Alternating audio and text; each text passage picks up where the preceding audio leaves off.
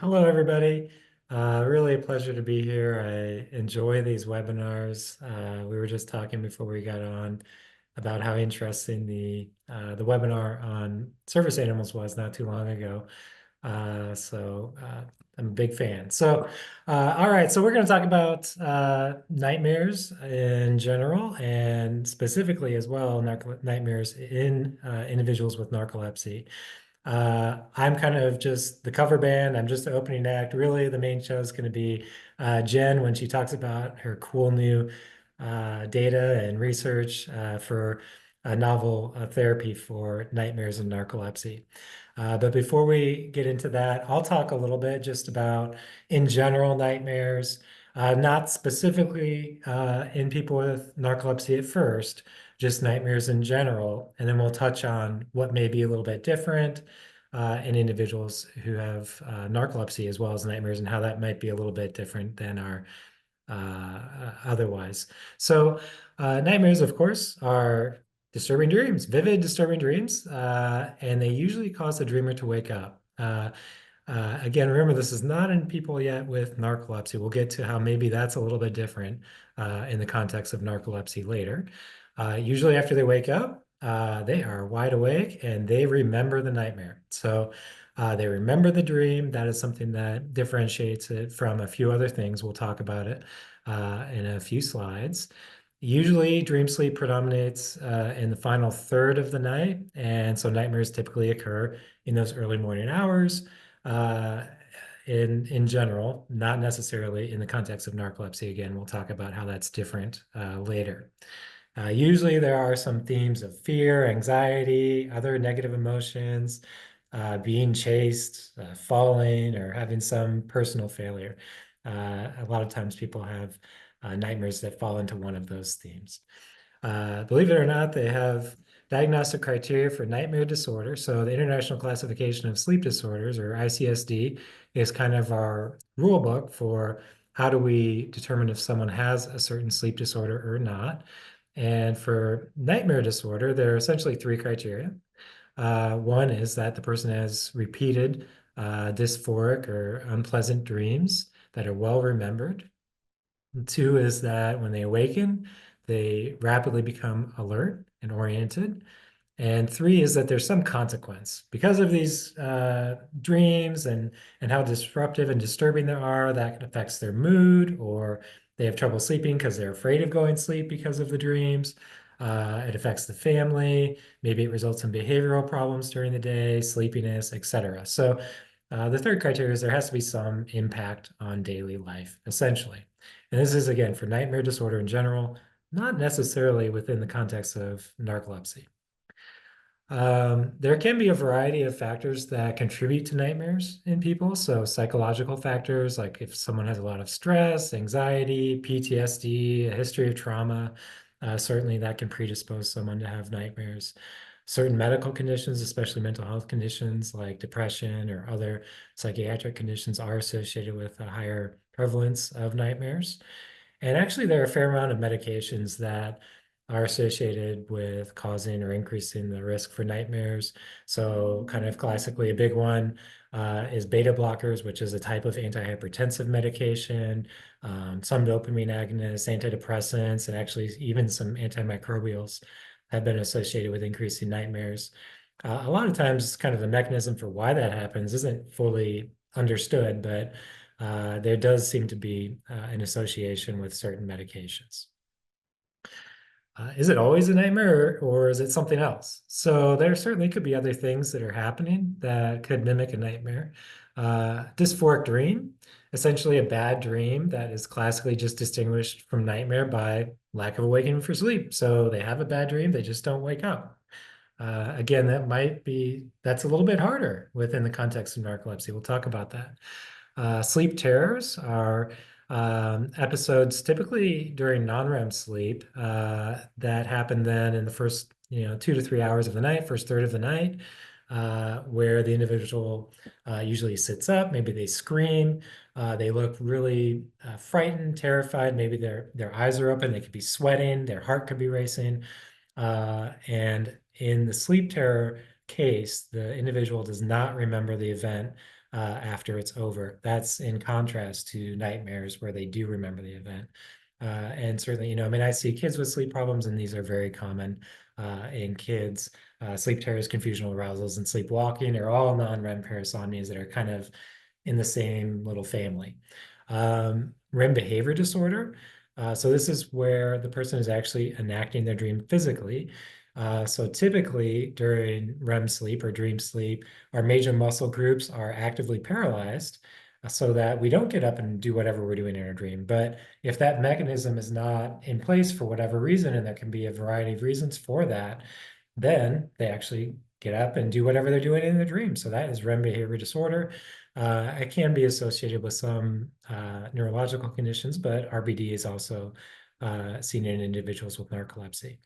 And lucid dreaming, you're going to hear a lot about in the second half of this talk. And it actually involves when a person is in their dream and they realize they're dreaming in their dream. So that's pretty neat. The content can be either positive or negative, but when it's negative, it could resemble a nightmare. And there's a variety there are some ways that that can be used, and Jen's going to talk about that, I think, in the second half, and it's really fascinating. So we talked about kind of REM and non-REM parasomnias. So this is a kind of a typical progression of sleep stages during the course of the night for someone who has normal sleep architecture. The red bars are REM sleep, so you kind of cycle through that throughout the night, and that's when we're going to have our nightmares or our REM behavior disorder, sleep paralysis. And then our non-REM parasomnias happen typically in N3 sleep, kind of our deepest stage of sleep. So typically in the first kind of 2 to 3 hours rather than the second half of the night. Nightmares are pretty common in the general population. About 85% of adults say that they've had a nightmare in the last year. About 2 to 6% have frequent nightmares, so nightmare disorder. And they're even more common in kids. I see a lot of kids who have nightmares. About 20% of kids have frequent nightmares. And in individuals with narcolepsy, it is even higher. The prevalence is about 30 to 40% of individuals with narcolepsy have frequent nightmares. And there could be a variety of reasons for that that we'll touch on briefly. In general, how are nightmares managed? Not in the context of narcolepsy yet, but in general. So first of all, just like any sleep disorder, essentially good lifestyle modifications and sleep habits are important. And I listed them there to the side, but you all are a very well-educated audience, and so you could probably rattle those off, no problem. Um, because medications can sometimes contribute to nightmares, considering is that a medication that could be decreased in dose or switched to something else? So talking with whoever's prescribing that about that medication specifically to kind of talk through that. Optimizing management of any underlying mood disorders or psychiatric disorders also will be helpful. And then in terms of kind of cognitive behavioral strategies, there are several, but kind of classically image rehearsal therapy or rescripting therapy is a very specialized kind of trauma-focused treatment for nightmare disorder.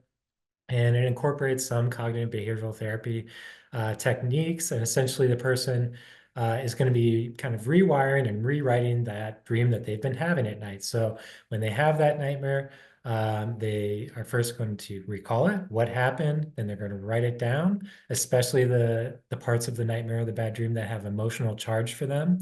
Read it, and then we're going to change it. Change the theme, change what happens in the story, those scary parts of the story or those disturbing parts of the story, we're going to change.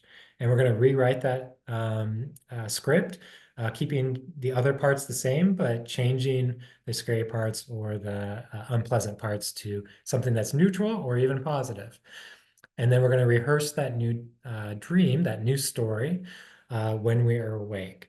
In kids, so when I'm talking about this with families of kids, usually then I'll have them like, maybe they don't want to write it out, but maybe they can draw it out and then, crumple up that picture of the scary dream or throw it away and then, draw a new picture of the dream that doesn't have the scary parts and then have them put that on the wall, tape it up on the wall in their bedroom so that they can kind of go through that as they're going to sleep. Or if they wake up and they've had that nightmare, they can look at that picture again and kind of remind themselves in the middle of the night. So the overall arching, goal here is that we're kind of laying new pathways in the brain so that when our brain starts to go down that pathway when we're asleep, it's more likely to go down the neutral or even pleasant pathway or story instead of the negative or distressing one. And then before I turn it over here to Jen, uh, nightmares in narcolepsy I might have some unique things about them that make them a little bit different than nightmares in general. So they tend to be more vivid and frequent in individuals with narcolepsy. They are very common. It's probably the most common parasomnia in individuals with narcolepsy. About 80 to 85% report having that within the last year, more common than other parasomnias within narcolepsy. It can occur during REM sleep or even at sleep onset, so it can result in significant sleep disruption and daytime sleepiness.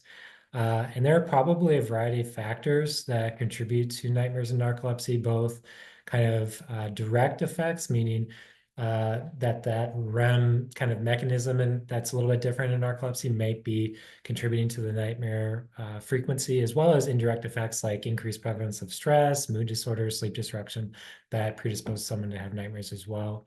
There can be consequences, definitely. Of course, if someone's having horrible nightmares, they may not want to go to sleep, and then they're not going to get as much sleep at night, and they're going to be more sleepy during the day. Their mood could be worse during the day, and there may even be potential increased risk for suicidal ideation or behavior in individuals with really distressing nightmares.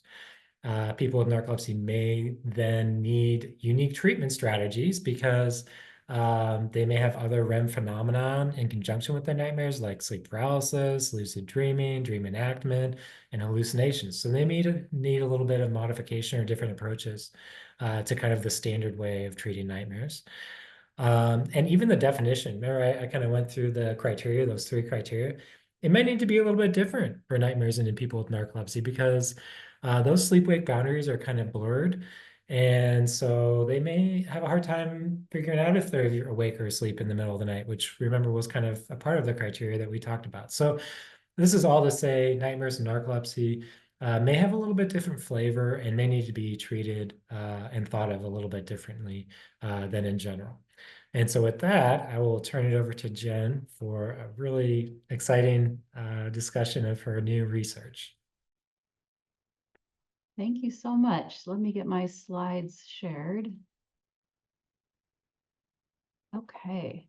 Yeah, thank you. That was a really great overview, and you sort of touched on and foreshadowed a lot of the things that I'll be talking about as well, which is great. So I'm going to review just a couple of those background things as well, but I'm mostly going to be focusing on talking about the results of this study that was just recently published. So it's open access, meaning you can read the whole article for free without having to log into anything.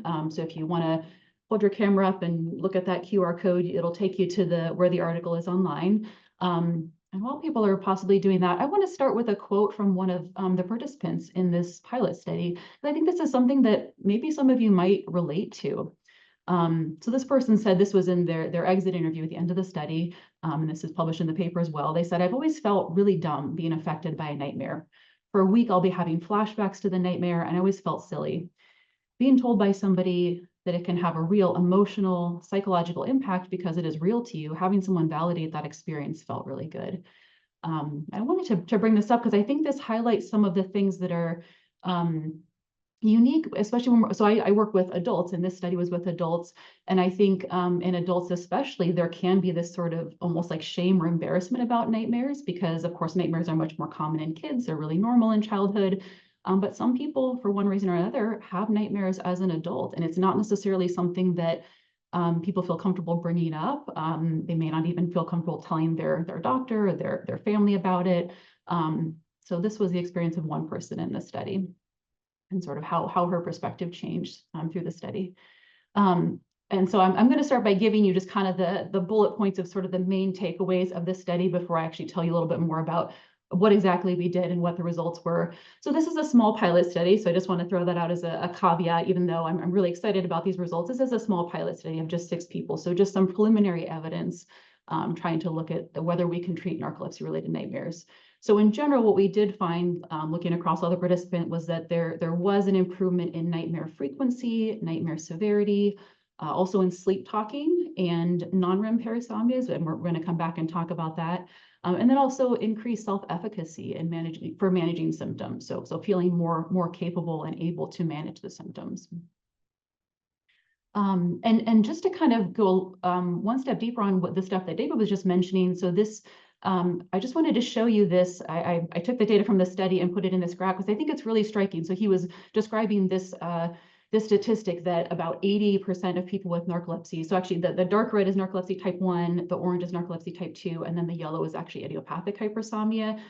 So nightmares are also common in idiopathic hypersomnia. This is the only study I'm aware of that's looked at that in IH, but they had about a similar rate of people having nightmares in the past year, as well as having frequent nightmares. So for my study, we focused just on narcolepsy, but this is also an issue in IH. And then you can see the difference in sort of the percentage of people in the past year who'd experienced these other parasomnias like hallucinations, sleep paralysis, REM behavior disorder, and sleep-related eating. So as he said, nightmares are, if we look at just the last year and ask people, what parasomnias have you experienced? Nightmares are the most common. And we don't know if that's because, well, maybe some of the medications actually do a better job of addressing some of these other parasomnias. We don't know that because these symptoms aren't typically measured. Nightmares haven't been measured in any clinical trials. So we don't know if any of the medications that are out there for narcolepsy or IH actually have an effect on nightmares. And so just real quickly to review kind of the prevalence of nightmare disorder. So, roughly 5% of the general population, and then 50 to 70% if we're looking at trauma and PTSD. And then as David said, 30 to 40% in narcolepsy, and that's been shown in several studies. And then, like I said, that one study that looked at IH showed about 28%. So these numbers, when we're talking about nightmare disorder or frequent nightmares, these are people who generally it's defined as people that are having at least one per week.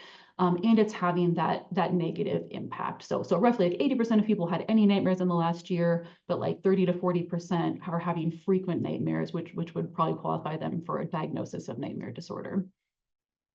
And really importantly, there's no clinical trials either measuring nightmares or trying to target it specifically, either with medication or with behavioral treatment. So I'm a psychologist, I do behavioral treatment. That's what I was interested in for this study, was to actually look at can we treat these? So David was just describing IRT, and that's an effective treatment. But it hasn't been applied to narcolepsy. So he covered this already, but I just have another quote here from a participant that really illustrates this idea. She said, "I spend so much of the night unsure if I'm awake or asleep."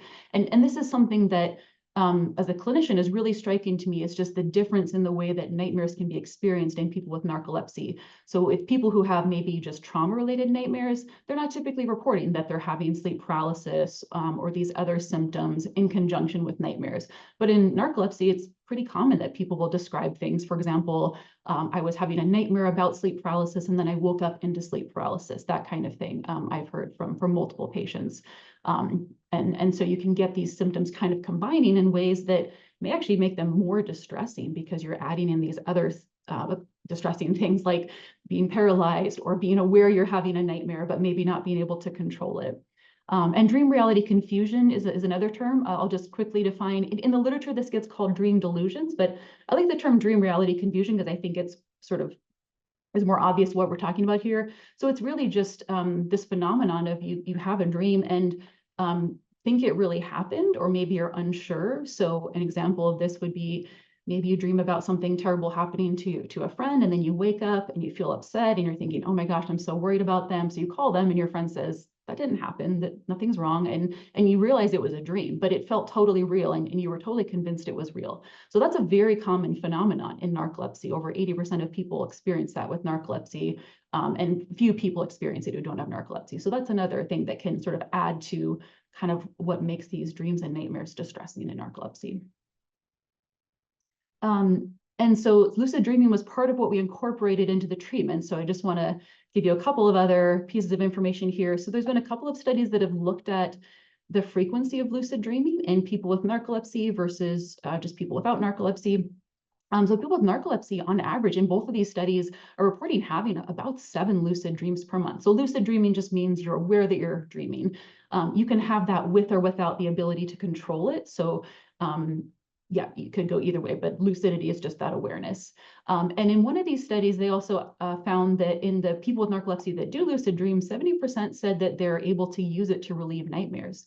So this is something that we can capitalize on and try to make use of. It's sort of an additional tool. If you can sort of change your dream as it's happening, that can help you get out of a nightmare or even choose to wake yourself up. So people with narcolepsy are just much more likely to be natural lucid dreamers without having to try to train themselves to learn how to do it. Okay, so I'll get into now a bit about the sort of methodology for this. So this is a proof of concept study, and we're trying to look at two different interventions. So participants got either just CBTN or CBTN plus targeted lucidity reactivation. So Dr. Ingram was just talking about imagery rehearsal therapy, or IRT. So CBTN is sort of the same thing. It's just a little bit more expansive. It incorporates all of that stuff from IRT, but I'm going to talk about on the next slide a little bit more of what it incorporates, but you can think of it as sort of the same thing. So there's lots of evidence that this is effective for trauma-related nightmares and idiopathic nightmares, and it's the recommended treatment by the American Academy of Sleep Medicine, but hasn't been researched in narcolepsy. And then what we also wanted to incorporate was to see if we could sort of capitalize on that lucid dreaming capability. So for this, I partnered with Ken Powler in his lab. So he's at Northwestern as well. And the picture here is of a study that they had published, I think it was 2021. It was a really cool study. This wasn't in narcolepsy, but what they did, they brought people into the lab, and they basically have this protocol where they can use different sound cues that they sort of train people to associate with lucidity. And then when they're sleeping, they play those sound cues. And it helps to bring people to what they call reactivate, or sort of trigger that lucid state, so that they could cause people to become lucid while they're sleeping. And then they actually were able to communicate with them by having them do some eye signals and movement. So basically what we wanted to do was, can we adapt this therapeutically? So they sort of demonstrated, yeah, we can do this. We can induce lucidity and communicate with people. We wanted to see, can we induce lucidity and sort of induce the pleasant dream to help people overcome nightmares? So we wanted to see, could this sort of augment the CBTN? So really what we're trying to do is first of all, just adapt CBTN for narcolepsy, and then try to adapt that TLR procedure for these therapeutic purposes, and just get some preliminary efficacy data that we could see. Is there any promise in this approach? So I'll just kind of briefly show you the study design. So as I mentioned, people got either CBTN or CBTN plus this TLR. So the CBTN was telehealth, just over video conference, and then for the targeted lucidity reactivation, they came into the lab.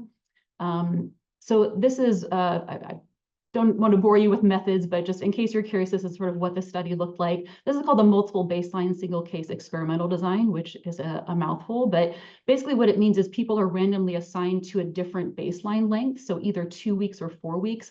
And that helps us to see in a small sample whether the changes start happening when the treatment starts. So we sort of randomize to a different baseline length so that we can see, okay, when did the improvement or not start happening? So we hopefully it starts when the treatment is introduced. So treatment was 7 weeks, and then there was a 2-week post-treatment. So we had 6 people in the study. They all happened to be women, average age of 36. 5 of them had narcolepsy type 1, and then 1 person had type 2. On average, they'd been diagnosed with narcolepsy 14 years ago, and they reported on average that they'd had nightmares for 27 years, which I think is pretty remarkable, that these had been going on for decades for every single person, which I think is not uncommon just in general with nightmares. You know, we talk in narcolepsy a lot about this diagnostic delay problem. I think that that's also true with nightmares in general, just that even if someone recognizes they're having nightmares, they don't necessarily, or they don't often get treatment. So unfortunately, these people had been having nightmares for quite some time. So I'm going to just give you a little bit more information about CBTN. So this diagram on the right here, this image sort of shows you one of the general ideas of this treatment, is that there's this vicious cycle that can happen with nightmares. So when you have nightmares, you don't sleep well, you feel worse during the day, you maybe start to become anxious about sleep or avoid sleep, you might develop some bad sleep habits. All of this can then just feed into nightmares. So it can become this vicious cycle. So CBTN includes these different components where we're trying to target different aspects of this cycle. We start with some education. We talk about just general sleep habits, right? Are there any sleep habits that we could improve that may actually help? We talk about grounding strategies to use after you wake up from a nightmare. We do relaxation, typically before bedtime to help with that, any like bedtime anxiety that might be happening. And then this key component that David touched on a little bit is nightmare rescripting and imagery rehearsal. So I'm going to tell you just a little bit how I adapted that last part for narcolepsy. And in the paper, I describe a bunch of other adaptations and modifications that were used. But just to highlight one way that we adapted this for narcolepsy. So when you're doing nightmare rescripting, you're sort of rewriting this nightmare. And usually that's just focused on what we call the dream mentation, or just the dream content, right? What's happening in that story. But in narcolepsy, maybe that story also includes waking up into sleep paralysis, or being lucid, or having a hallucination at the beginning or the end. So I sort of think of it as there's this nightmare episode that in narcolepsy is maybe more than just that dream content. It may include these other symptoms that are sort of occurring along with it. So we can sort of rescript that whole episode. For instance, like maybe instead of waking up into sleep paralysis, you rewrite that so that it ends in a more positive way and there's no sleep paralysis. So we kind of can include all these symptoms in our rewrite. And then we have what we call this imagery rehearsal, where typically what we have the person do is, at least with adults, we tell people to, before bed, close your eyes for 5 minutes and visualize this new story. And obviously that might have some problems for folks with hypersomnia, right? Who are maybe already having trouble staying awake, let alone at the end of the day. So there's just a lot of ways we can modify that. Maybe let's do that earlier in the day. It doesn't have to be the last thing you do before bed. Maybe you keep your eyes open, maybe you move while you're doing it, or maybe you do something else more active so that you can stay awake and engaged. So that could be drawing it or writing it out or saying it out loud. So there's a lot of ways we can get creative. And in the study, my participants were really creative in coming up with ways that worked for them, where they could practice visualizing and thinking about this new imagery, but they didn't have to do it in that way of just close your eyes and visualize it. And people found ways that were really successful for them. So that's just one example of sort of how this treatment could be modified for narcolepsy and other people with hypersomnia. Okay, so I'm going to walk you through what this TLR, this targeted lucidity reactivation procedure was.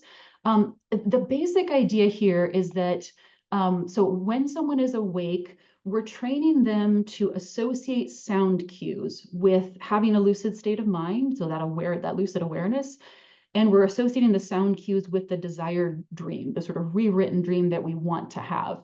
So this is sort of like, it's a learning process. It's sort of like the Pavlov's dog's idea, where we're sort of conditioning your brain to associate this sound with this idea or with this state of awareness. Okay, so we can practice that during wakefulness to create that association. And then when you're asleep, we can play those sounds to reactivate or trigger the lucidity and the desired dream. So I'll walk you through how we did that in treatment. So for folks that were in this condition, so this was 3 of the participants, in session 5, we, in addition to just talking about the CBTN stuff, we also practiced this lucidity training that they'd be doing when they came to the lab.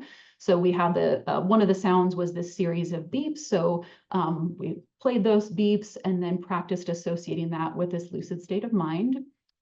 And then we also practiced the signals they would use in their lab visit. So they were instructed that if they became lucid, that they would signal that by moving their eyes back and forth, left, right. So we could see that on the polysomnogram. And then if they were rescripting, or if they were actively trying to change their dream, they were going to signal that by sniffing in and out, in and out.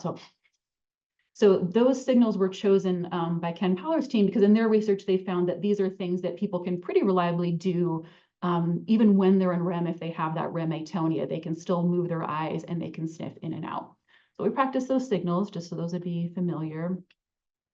And then I also had them pick a couple of words that related to their rescripted dream, so that we can make a recording of those words to have another cue. So they could pick whatever words they wanted to that were related to the new dream that kind of captured it. So maybe that would be like family dinner, or whatever those words would be that would sort of capture whatever that scene was, that dream. And we could use those words as another cue while they're asleep to try to prompt them to remember and have that new dream that's associated with those words.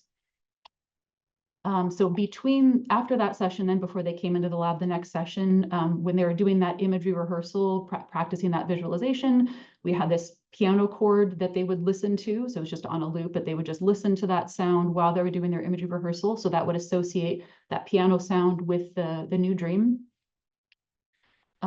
Okay, so then when we had them come in session 6, they came into the lab and we did just a daytime nap, and just had them not take any stimulants or weight promoting medications, so that they'd be able to nap. Before sleep, they did that lucidity training and practiced the signals again. And then the staff or the graduate students that were helping me with this part of the study were monitoring what state of sleep they were in. And so when they were in REM, they would present these cues. So the sound that was associated with lucidity, and then the sounds that were associated with the dream. And then hopefully the participant would signal if they were lucid or rescripting, so with those eye movements or sniffing. And then when they woke up, we would get a dream report. So we would ask them right away what they'd been dreaming about so that we would know the content of their dream. What happened then with these 3 folks, so all 3 did have dreams related to their prescription, which is really notable because typically actually in this nightmare treatment, in the IRT or CBTN, people don't actually say that they had the new dream. What they usually say is, I'm just not having that nightmare anymore. Or when I have it, it's not as bad, it's really different. So people don't actually usually come back saying, oh yeah, I had that new dream that we wrote. So this was really interesting that in this lab procedure, all 3 actually did have dreams that were very similar in ways to the dream that they had rewritten. So I'll kind of give you an overview of what happened with each of these 3 people. So one of them actually didn't get into REM, so we weren't able to present those cues to her, but two did get into REM. So the first person who didn't get into REM, she actually did signal to us. She was a really good lucid dreamer already, so she was trying to signal to us that she was lucid and rescripting, but she would wake up as she was trying to signal to us. So she didn't actually get into REM. The second person, we gave that sound the cue to become lucid, and she gave us the left right signals. When we woke her up, she'd had a dream that was similar to her prescription, but she didn't actually recall being lucid as it happened. And this is just a picture. This pink square here just highlights these eye movements here. So that's her telling us I'm lucid in response to the lucid cue being played. So here's her eye movement signaling that she was lucid. And then the third person we presented the cues to, she didn't signal to us that she was lucid or rescripting, but when she described her dream to us, it was really similar to the dream that she had written.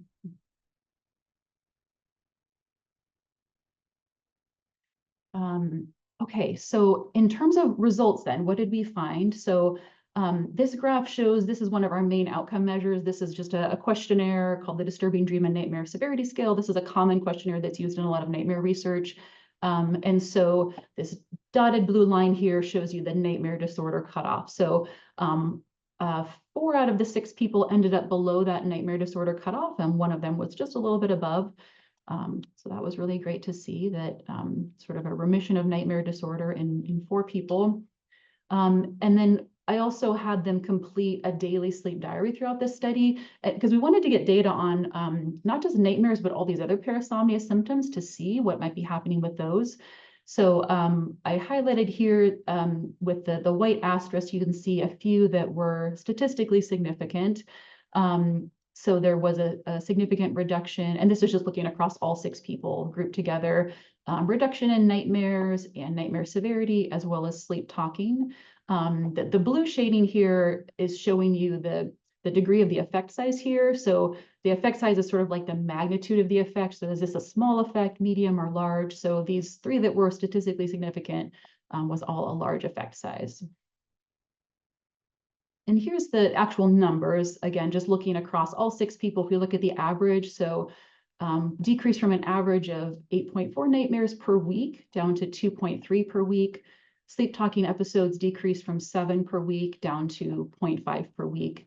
And then sleep paralysis, hallucinations, and dream enactment, you can see the numbers there went down, but what wasn't statistically significant.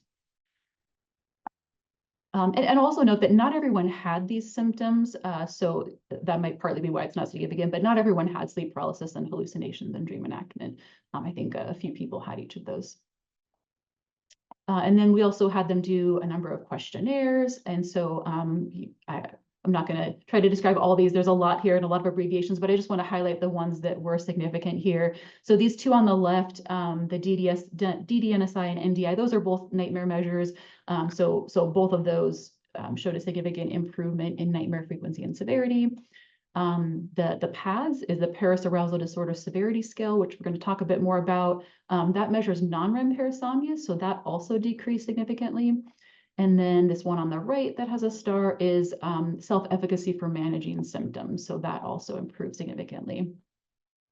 I want to talk about the non-REM parasomnia because I think this is interesting. So David described non-REM parasomnias already a bit. So just as a refresher, these are the conditions that are considered non-REM parasomnia: sleepwalking, sleep terrors, sexsomnia, confusional arousals, and also sleep-related eating disorder.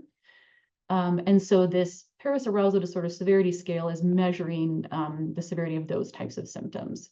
So none of these participants actually, when I did the screening interview with them, none of them had been diagnosed with a non-REM parasomnia, but interestingly, all of them, or 5 of them at baseline, were above that cutoff for non-REM parasomnia, and remain so. Even though it looks like it went down, they remained above that cutoff at post-treatment, which I think is pretty interesting. So I wanted to just kind of talk about what might actually be going on here. Do they actually have non-REM parasomnias, or maybe this PADS, this scale is maybe picking up something else?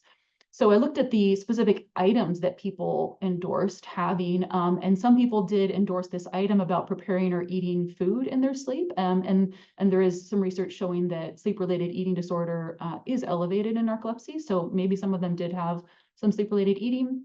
But I think a lot of these other items that people endorsed, without actually testing them on polysomnography, these are things that actually could happen in other states besides non-REM sleep. So screaming, sitting up in bed, hitting or kicking someone, going out of the room, handling objects.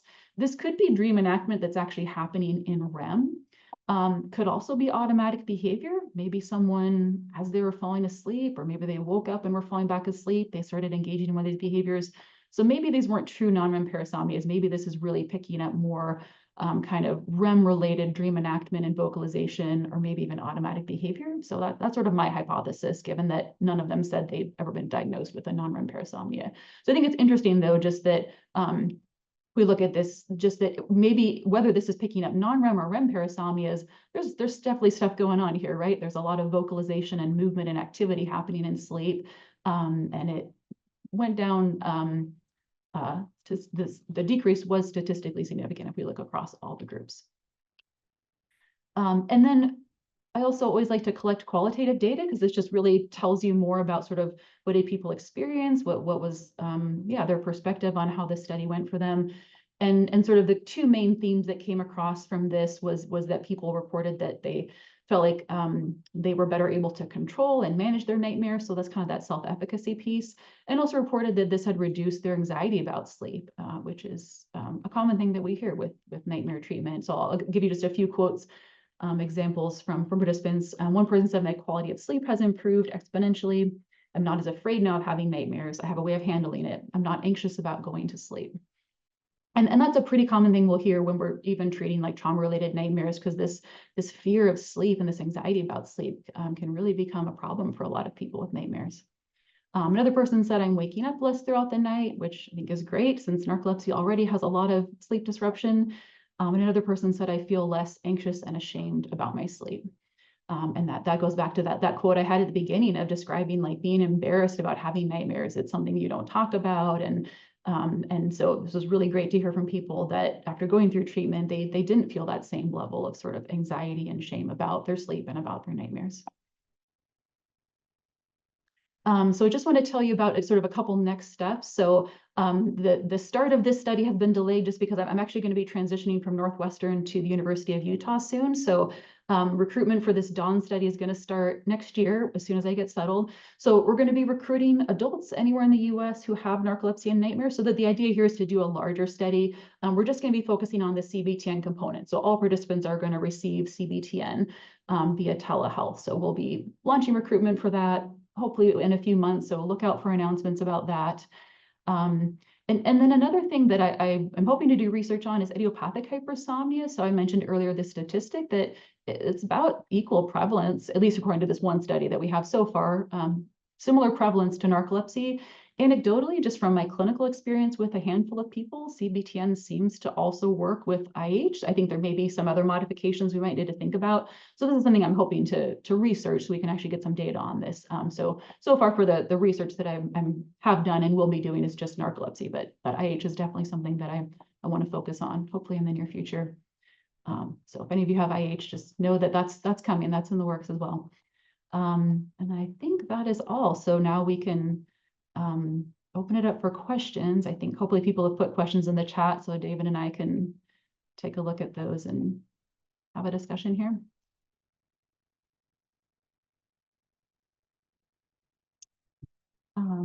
I will start with one question. So someone asked, is there a source for finding providers? Yeah, so there's 2 provider directories to find behavioral sleep medicine specialists. One is at behavioralsleep.org. So that's the Society of Behavioral Sleep Medicine. So behavioralsleep.org. And there's links at the top for provider directory. You can search by your region. And then there's also another website, cbti.directory, and that's run by UPenn. It started as like a directory for insomnia providers, but people that do all kinds of behavioral sleep medicine are also listed there. So behavioralsleep.org or cbti.directory are 2 provider directories you can look for to find someone that treats nightmares.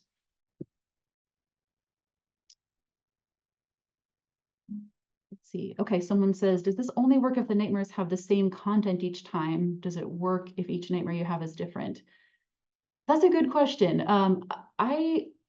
Yeah, in my experience and research that I've seen, it doesn't have to be exactly the same. So what we tend to find, people that have trauma-related nightmares are going to be more likely to have what we call it's these replicative nightmares, where it's this exact replay of a specific event, and it just happens over and over and over again, the same nightmare, and it could be really similar or exactly like the real event. So nightmares that aren't trauma related, I think tend to vary a little bit more, but this treatment seems to be really successful, even if they aren't the exact dreams. And it tends to be that even if it's not the exact same nightmares, usually they're thematically related. So maybe you don't have the exact same nightmare, but you always have nightmares in which someone's chasing you or you're in danger. It might just be some broad theme of you're in danger or someone else is in danger. And that theme can be enough to kind of tie it together where this treatment does work. Yeah. Dr. Ingram, feel free to unmute if you want to jump in, if there's any questions you want to answer.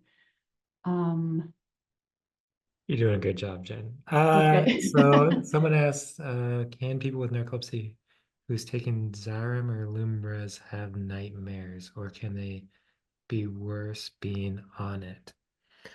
I think like Jen said, there's not really any good data that I know of. No. I think anecdotally for the oxybates, it could go either way. It's been what I've heard anecdotally from people.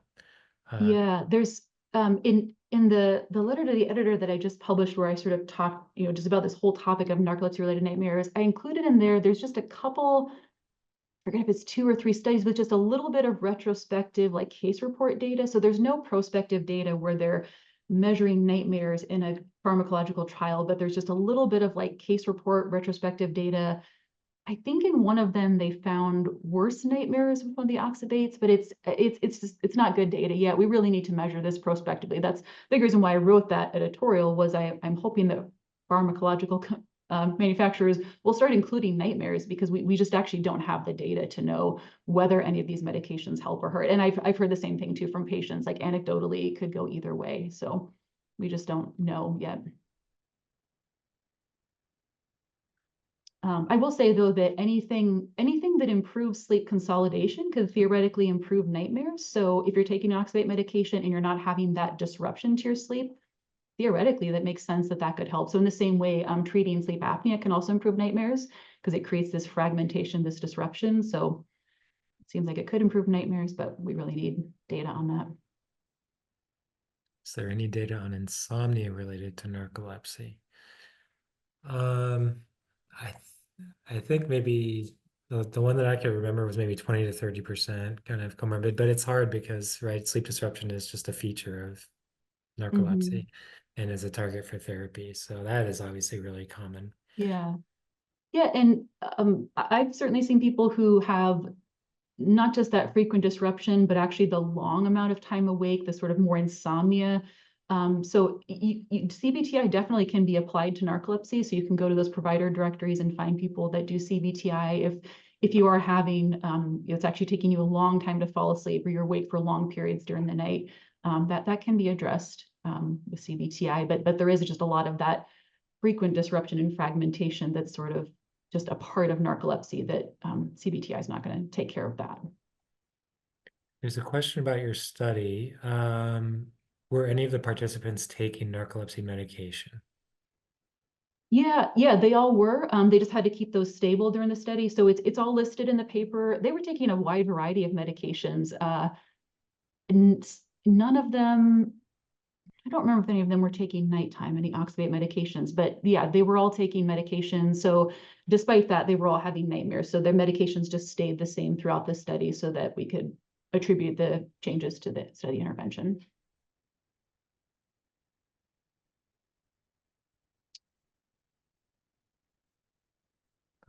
Someone's interested in helping your research. What's the age cutoff to qualify for your new study is kind of the question.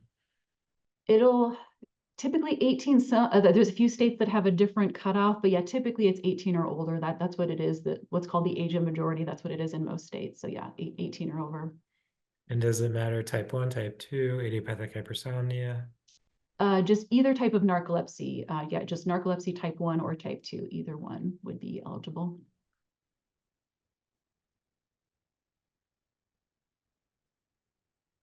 Someone's asking about, are narcolepsy dreams typically pleasant or not? Uh, do we have any data on that? This person has Mm. generally lucid dreaming that's frequent, that is pleasant in their experience. Mm. I'm trying to think about research on content. I can't remember the top of my head. I think there was one study about the content of dreaming. I don't recall if there were really big differences in narcolepsy. I think the difference that we see, even if it's not nightmares, is just that people tend to have more vivid dreams in narcolepsy. So you may have really vivid dreams, even if they're not nightmares. But yeah, you can definitely have pleasant dreams, pleasant vivid dreams, pleasant lucid dreaming. Uh, so yeah, it's definitely possible to have positive and pleasant dreams as well. This is an interesting question. Can someone replay their dreams kind of in the background of their mind while they're awake during the day? Is that something that you see in individuals with narcolepsy who have nightmares or frequent dreams? Doing that intentionally, or Mm, let me see if I can find the question. Daydreams in the from back. reading it, my sense is that it's not intentional. Hmm. Is it Uh, possible to control this, they ask. it's yeah, I guess that what that makes me think of is, are you kind of just slipping into a little bit of just kind of like a relaxed trance state where your mind is just sort of wandering and maybe replaying it, or even sort of starting to fall asleep? Or one other possibility they'll just throw out there, well, no, I guess those are things that come to my mind. Yeah, I'm not quite sure. What would you make of that, David? Do you have any other thoughts?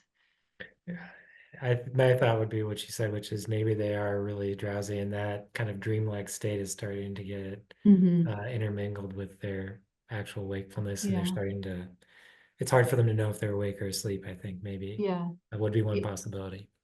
also, if it's a dream or nightmare that just really has stuck with you because something was disturbing, that would make sense that you'd be replaying it. So if it's not just a neutral or pleasant one, certainly when people have like that quote I had at the beginning, this person described me just thinking about it again and again, even throughout the rest of the week. So if there's something in it that was disturbing or unsettling, you certainly might keep thinking about it for that reason. Your brain's trying to process it.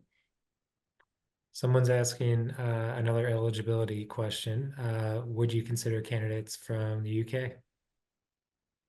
I would love to. It just legally is it doesn't work out just the way that university approval goes. So yeah, I don't think we'll be able to include people outside of the US just for legal reasons. Yeah, and someone has a related question. Does it matter where someone lives to enroll for your future study? Just in the US, yeah. So it's really just a matter of being in the US, since that's sort of its own legal jurisdiction and laws sort of apply within the country. So so yeah, the way when I got it approved initially at Northwestern, we had it approved to recruit all over the country. So when I moved to Utah, we'll do the same thing. We'll just get approval to recruit people anywhere in the US.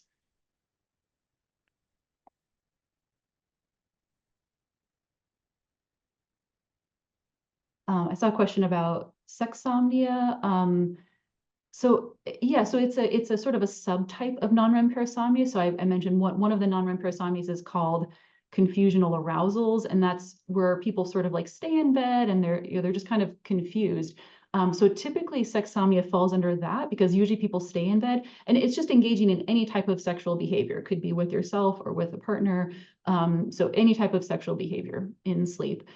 It could fall under sleepwalking if you're actually getting up and leaving the bed. So it's not the most common type of parasomnia, but definitely is something that can happen and you know, of course, could be really upsetting or scary to some people. So yeah, if that's something you experience or a loved one, I would definitely see a sleep doctor about it.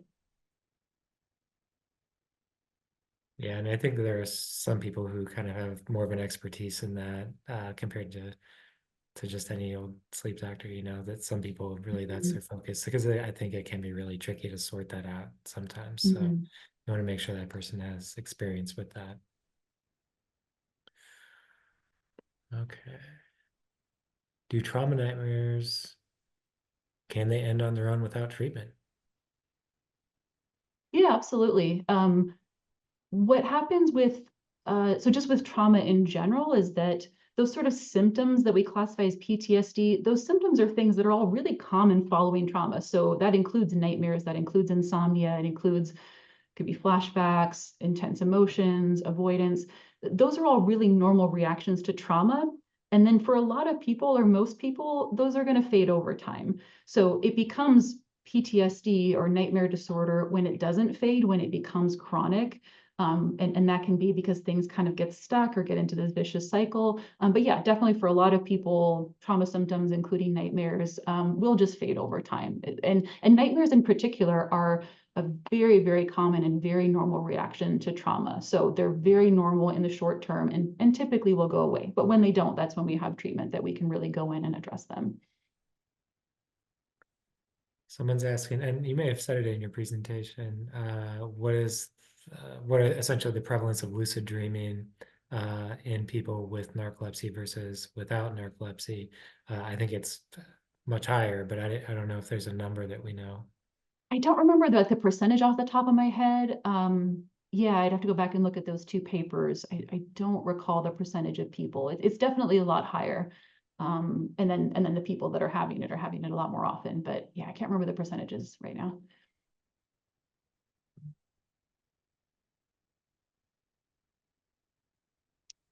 Do you want to answer the question about what is meant by vivid dreams in comparison to just normal dreams? I think that's kind of an interesting question. To me, it would be the emotional charge, and how real is it to you? I think versus maybe um, uh, you know, less realistic, more just shapes or a discongruent story or something like that. So it's how realistic is it, and does it have emotional charge? I would say it would be the things I would think of that would differentiate those. But I think that's one Mm. of those things that's kind of in the eye of the beholder. Yeah. Yeah, I think that realistic, that's when I hear people describe it, they'll describe it with things like it's just hyper realistic or it's seems so real and they can even remember just in minute detail everything in the dream as opposed to sort of normal dreams that are like maybe a little bit more fuzzy and you don't have that really clear memory of so many details.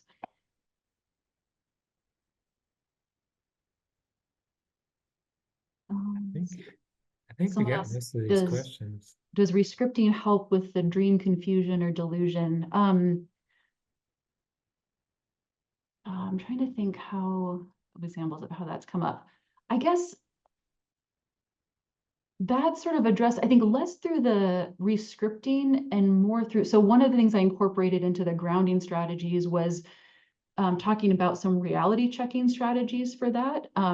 So that would be things like Like maybe your it's calling watch. that friend. Yeah. Yeah, like Yeah. Like, yeah. oh, look at the watch or look at the clock on the wall. Where's the second hand? And then look away and then look again.